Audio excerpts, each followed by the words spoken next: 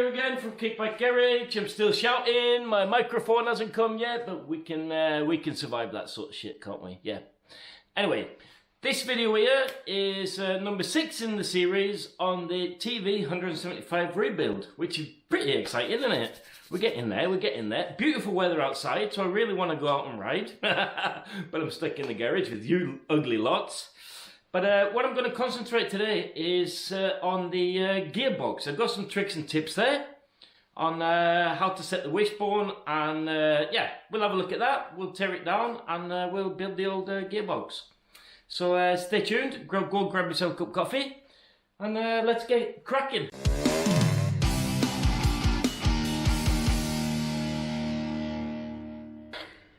Alright, me lovelies. Right, the first thing I always do when I am building a Lambretta gearbox is I modify the wishbone. Now, the reason why I modify the wishbone is because these gearboxes are actually very well made, but the tolerance on there is very sensitive. And if you have ever noticed this, I've seen this on every single engine that I've built. If you have a look down here on the gearbox area where the bearing sits, can you see that shiny bit there? See if I can point it with my magic marker. This one, shiny bit, and this one here, shiny bit.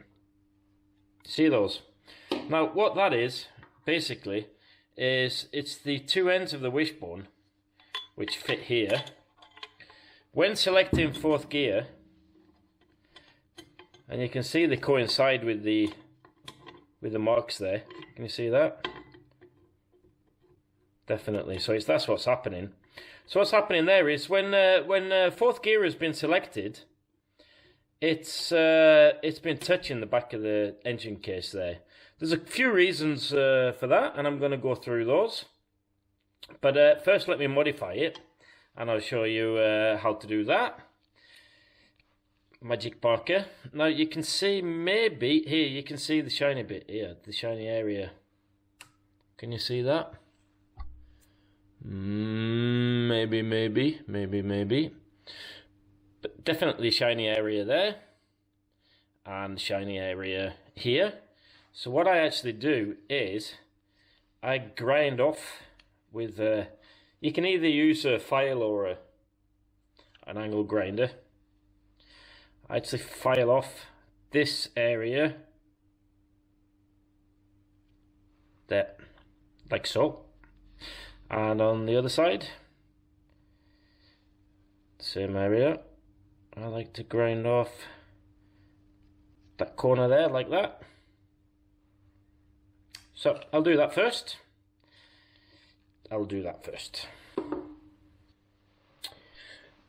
So what I've done now is I've used a bit of a mix of the old angle grinder, flappy wheel, and what's it called, a file to take off the leading edge on the wishbone here.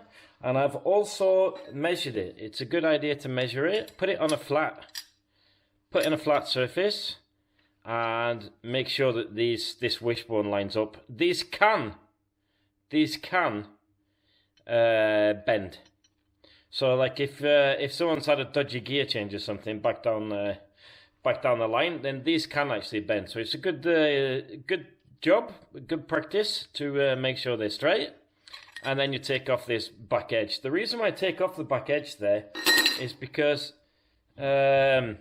especially if you're building with like oddball gearboxes, I think it's probably, I would go out on the limb here and say that it is 90% of all the times you can't get 4th gear, or 5th if you've got a 5th gear gearbox, is because the wishbone interferes with the end case in there. And while everything's apart, it's good practice to do it now. It doesn't do any real changes. It doesn't like kill longevity in your wishbone or anything like that. It doesn't matter whatsoever. That you taken off little bit of extra area on there. It's no problems whatsoever. So next job to do is check the poles themselves. Now actually these aren't too bad. These are the original ones. You can see they're quite shiny there, and they're it's hard to see, but they are like worn at a bit of an angle there, and that's the nature of the gearbox. That is basically. But on this build, I'm going to be changing the poles, and where are they? And this is new poles. They are from BGM. That are BGM poles. And the important thing to do before you fit these is this is the sliding dog we're going to be using. This is an original Sill Scooters India's one, which are very good. And the important thing to do is to make sure that you've got good enough clearance here. I've no idea why people use like oversized ones. If the clearance isn't like this, quite loose, really, then it makes the gear change really stiff. Right, that's the poles fit there. Those little circlips can be a bit of a pain in the bum to get in there, but that's where it is. I always check that these spin around fine once you fit them. Unfortunately, we have to presume that all the new parts are worse than the original old parts when it comes to this sort of stuff. That's just the way it is. And then I like to check that these poles run fine on the wishbone with the wishbone in. So I run that, just make sure that there aren't any flat spots, hot spots, anywhere that it's dragging. It all seems okay. I've had it round a couple of times now. All seems good. So that's that bit sorted. So I'll explain why we do that a little bit later on. And next job is I'm going to fit the bearing in there. So I think I'll turn the camera off for that because I don't really need, it's not really that difficult. Where is the bearing? That was another one. Yeah, I've got the bearing in the freezer. So I'll give this a little bit of a warm up, and I'll fit the bearing in there, and then the seal.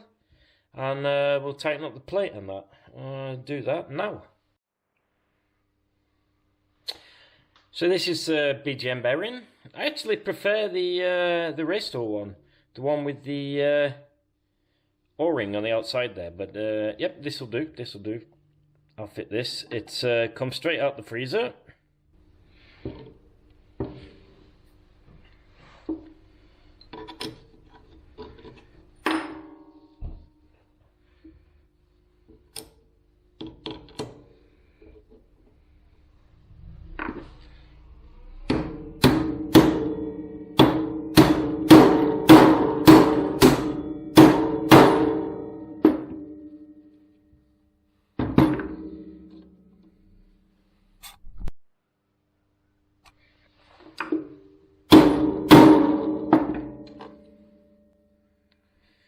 Home sweet home. So that was the bearing, rear hub bearing fit. Fits nice. Nice thing about this one, it's probably one of the most flush I've ever come across. You see that? That's not too bad, is it? Normally, depends on the combination. Obviously, the combination of the bearing and the engine case, all sorts of stuff.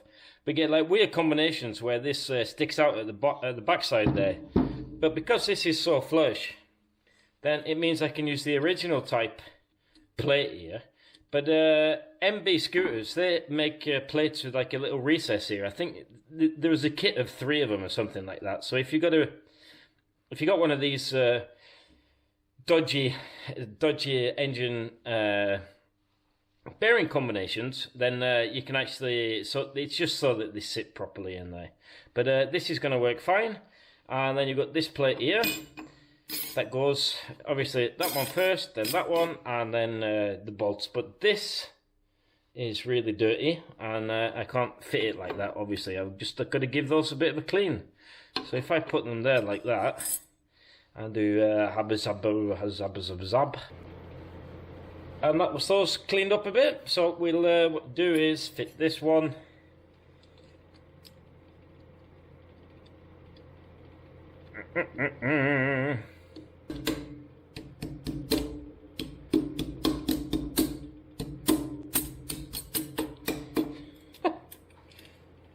Innocenti, we do love you.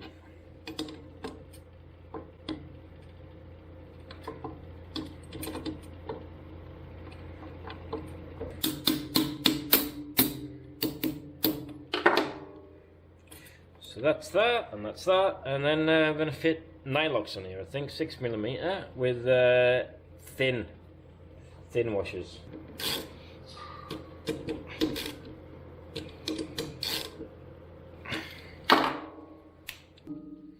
Layshaft. So, Layshaft inspection, the most important thing here is that these splines for the rear hub, that they are in perfect nick. And these, they're actually pretty nice. So that's not bad. As you can see, for those with the keen-eyed, this is the early type Layshaft, which is a bit thicker.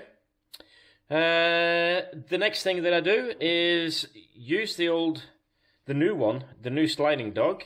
Just put it in there willy-nilly, doesn't really matter. Let's see if we can, where's my, slat against the hole. So there you go.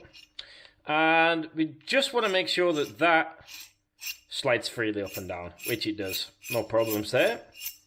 Another check to do is you can fit the gears and spin those. Make sure that they spin fine. I did that upstairs. I've got all the gears upstairs, you see. So that's already done. And it's really, really important that we change this O-ring here. They really... Basically, you've got 50. If you're getting oil in your rear brake drum, then there's a 50% chance that it's this O-ring here. So these I always change when I've got the Layshaft out. You need one of these like sort of tools to pick it out there. There you go. So it's really, really rotten. So that just snapped. Before I fit the new one, and this is especially important if you have a new Layshaft. See if I can get this bugger. Oh, finding the ends of tape, huh? That's one of those. So, what I do is, I actually tape the splines. And the reason why I do that is because, as you saw, those O-rings there, they're quite delicate. And we really, really don't want to damage that when we're putting it in. So I tighten it really, really tight there. And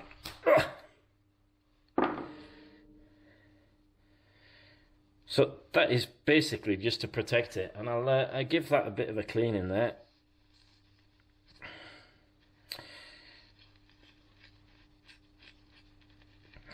This is such a pain in the arse to change once your engine is built that it's that's why I'm a bit anal when it comes to how I build and replace this O-ring here. I'm going to put some grease on there. Doesn't need to be anything fancy.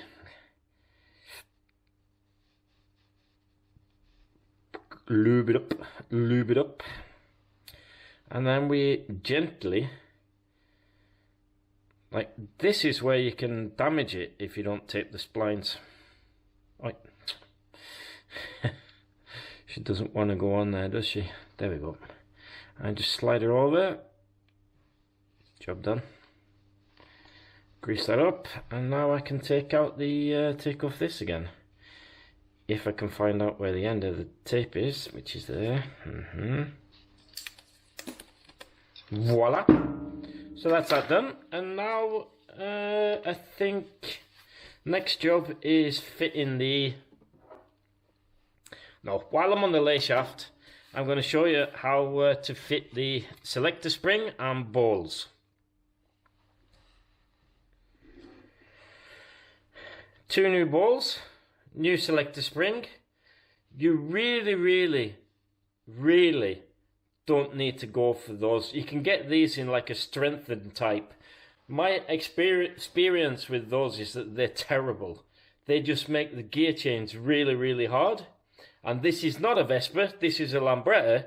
So if the gears are jumping out of, if it's jumping out of gear under power, it's probably a 95% chance that that is cable tension that is wrong. I've never ever had problems with fitting normal standard springs, selector springs, so we'll do that. It's yeah, gearing is much better with that. Now this is a trick that I have found on the old internet, and so I'm not going to take any credit for this whatsoever, but I've used it the last couple of times after I saw this on Facebook there, and it works really well. So what you need to do is find the hole on the Layshaft, le hole, and you put the spring, selector spring there, and you've got the ball. You can just hold that. You can also put the ball on the other end.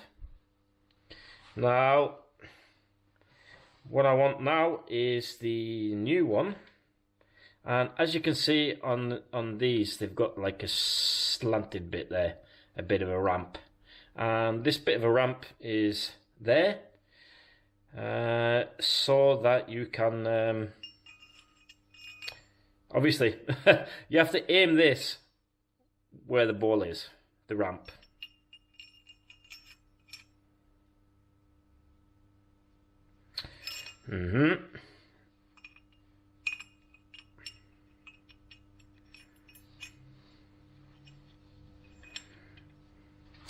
And then you take the original selector. This actually hasn't got the ramp for the balls.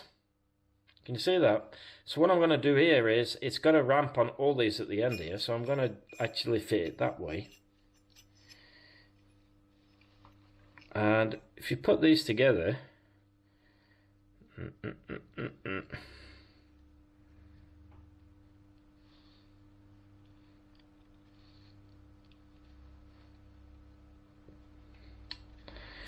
where is the screwdriver?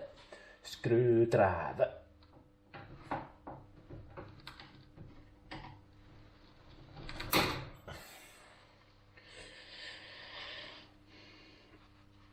So I'm going to hold these tightly together. I'm going to push the...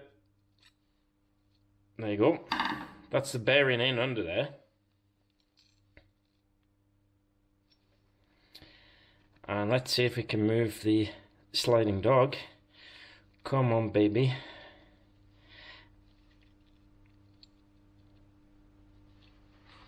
There you go.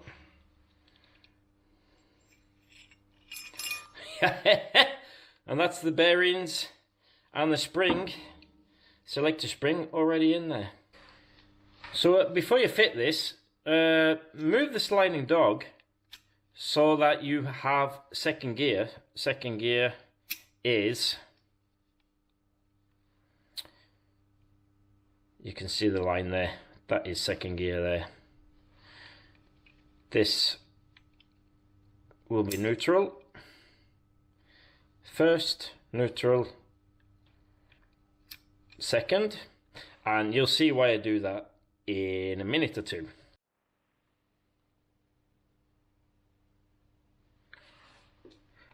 Right, I'm just going to grease this bearing before I fit the Layshaft. It's just that we can't get in there once it's once the Layshaft is fit. You can't get in there, and it's mostly, this is mostly just to for starting up, because this obviously this one gets greased by the gearbox oil. Like I said, you really need to have a whole bunch of grease on the O-ring here, so that you don't split that while you're pulling it through. Now what I use to fit the Layshafts are a nifty little tool from MB Scooters, which I'll show you.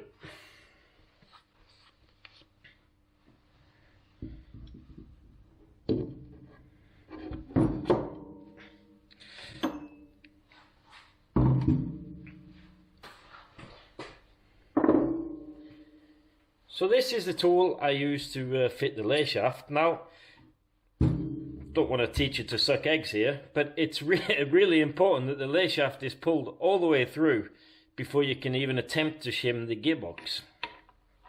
The nice thing about this tool here is, the MB one, is you can, what you do is basically, that holds this nut here,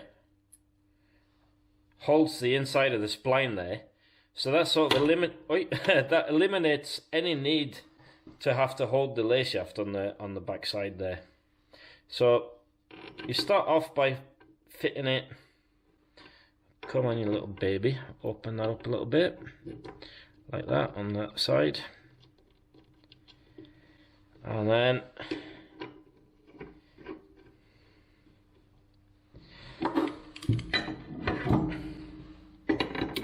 hold it there.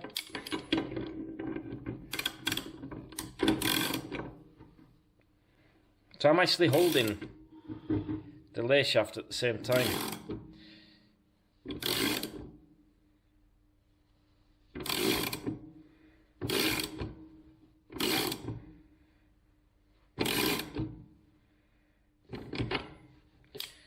That's coming, it's coming, it's coming, lad, it's coming up. And now it's time to flip it.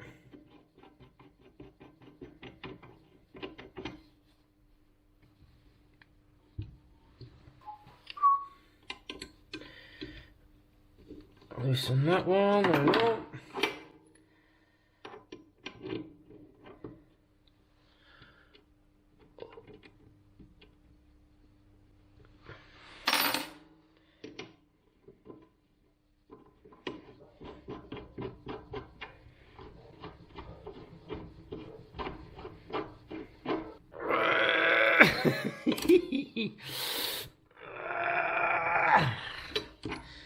That's not going anywhere. Good stuff.